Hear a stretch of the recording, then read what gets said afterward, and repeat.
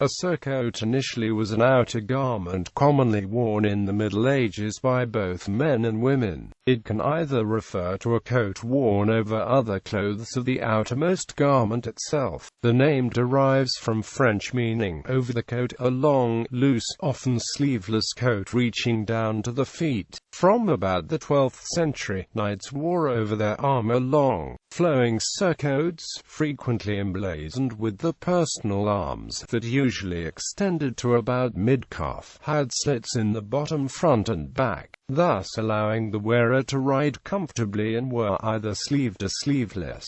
Historians believe that the practice of wearing white ones was adopted during the Crusades, the main purpose of reflecting the direct sun, which overheated it, while in poor weather they helped keep rain and the muck of battle away from the easily corroded mail links, although it may be argued that here its color would have been of little help. The surcoat displayed the device of the knight, thus identifying him, which in turn, combined with the increased use of the great helm, became an essential means of recognition. Indeed, some historians cite this as one of the reasons behind the spread of heraldry across medieval Europe. During the 13th century, knights began to add plates of armor to the surcoats that subsequently became the medieval coat of plates. In the early 14th century, the front of the knight's surcoat was shortened, so that it was longer at the back, knee-length at the front, thus allowing greater freedom of movement, and eliminating the danger of a rider getting his spurs caught in the garment. By the mid-14th century it was replaced with the jupon, a much shorter item, often padded for supplementary protection. In the 15th century, once suits of plate armor became common, the surcoat was phased out of use.